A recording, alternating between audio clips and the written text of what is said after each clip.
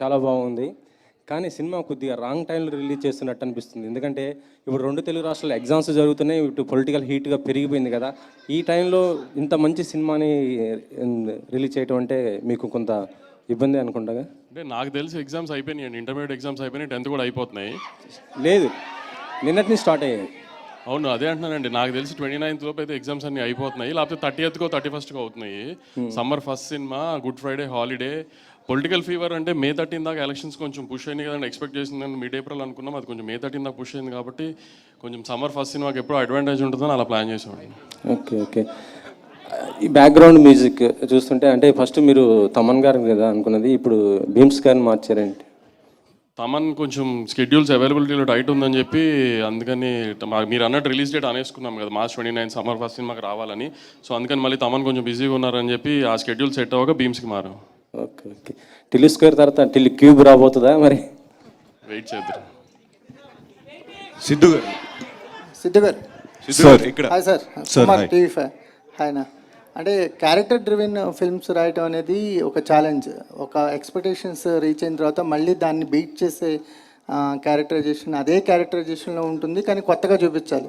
ఇది ఎంత ఛాలెంజింగ్ అనిపించింది అంటే టిల్లు స్క్వేర్కి? అంటే క్వైట్ ఛాలెంజింగ్ అండి, because first time part one కాదు, ఒరిజినల్ రాసినప్పుడు మేము చాలా ఫ్రీ ఫ్లోయింగ్గా రాసాం అది. అండ్ తీసేటప్పుడు కూడా చాలా ఫ్రీగా తీసాం, ప్రెషర్ లేదు, ఎక్స్పెక్టేషన్ ఏం లేదు. దాన్ని ఫస్ట్ మేము టైటిల్ కూడా ఆ సినిమాకి మీకు గుర్తుందో లేదో, నరుడు బ్రతుకున్నట్టన అనేది ఒరిజినల్ టైటిల్ ఆ సినిమాకి. తర్వాత డీజేటీలో చేంజ్ చేయడం జరిగింది. దాట్స్ బికాజ్ ఆ సినిమా ఆ క్యారెక్టర్కి వచ్చిన రెస్పాన్స్ బట్టి ఆ టైటిల్ చేంజ్ చేసుకున్నాం. Then it became a fully character driven film like మీరు అన్నట్టు ఇందాక. ఇప్పుడు పార్ట్ 2 రాసేటప్పుడు వాడు ఆ సినిమాలోనే వాడు అంత మాట్లాడాడంటే ఈ సినిమాలో ఆబ్వియస్లీ ఇంకా అప్ చేయాలి గేమ్ అని కాన్స్టెంట్లీ ఉండేది మా మైండ్లో.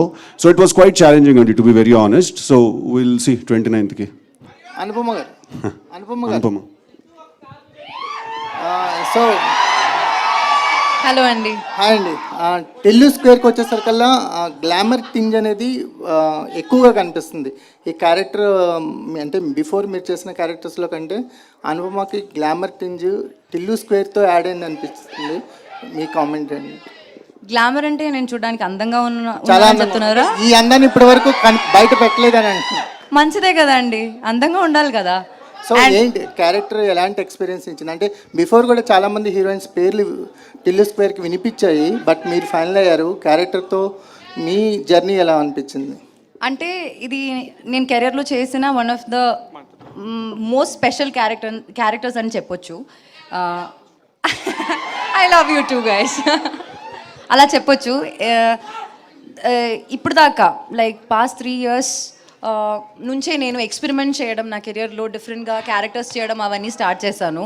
అప్పుడు దాకా నేను చేసిన క్యారెక్టర్స్ అంతా నాకు ఇష్టం, కానీ యాజ్ అన్ యాక్టర్ నేను ఎక్స్ప్లోర్ చేయలేకపోయాను కొన్ని characters because of the limitations I had and the circle I was put in to. So ఒక యాక్టర్గా నేను ఎక్స్ప్లోర్ చేయాల్సిన ఒక ఏరియా అనమాట, అది ఎక్స్ప్లోర్ చేయడం ఇక్కడ జరిగింది.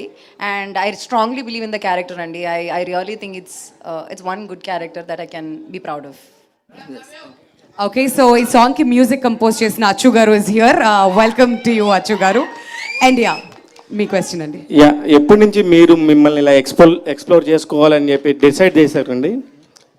ఎక్స్ప్లోర్ అంటే యాజ్ అన్ యాక్టర్ ఫస్ట్ నుంచి ఉందండి, కానీ నేను చేస్తున్న సినిమాలు గర్ల్ నెక్స్ట్ డోర్గా ప్రతి సినిమాలు ఒకే క్యారెక్టర్ చేసి నేను కొంచెం బోర్ అయ్యానండి మధ్యలో. తర్వాత లాక్డౌన్ టైంలో నేను చాలా వరల్డ్ సినిమా ఎక్స్ప్లోర్ చేశాను. మధ్యలో నేను యాజ్ అన్ యాక్టర్ నేను ఏం చేయాలని అనుకున్నానని రియలైజేషన్ వచ్చింది. సో పర్ఫార్మెన్స్కి స్కోప్ ఉన్న క్యారెక్టర్సే నేను ఇప్పుడు చేస్తున్నాను. జస్ట్ ఫర్ హీరోయిన్ ఆ పేరు కోసం నేను ఒక సినిమా అయితే కమిట్ చేయను. అందరూ అనుకుంటున్నారు సిద్ధు వల్లే అనుపమ ఇలా మారిపోయింది, సిద్ధునే చేంజ్ చేశాడు మొత్తం అనుకున్నాను. మంచిదే కదా అండి, మీరు గ్లామరస్ అంటున్నారు, అంత బ్యూటిఫుల్ అంటున్నారు, మంచిదే కదా. థ్యాంక్స్ సిద్ధు. మల్లిక్రామ్ గారు, యాక్చువల్లీ ఒక సినిమా ఏదన్నా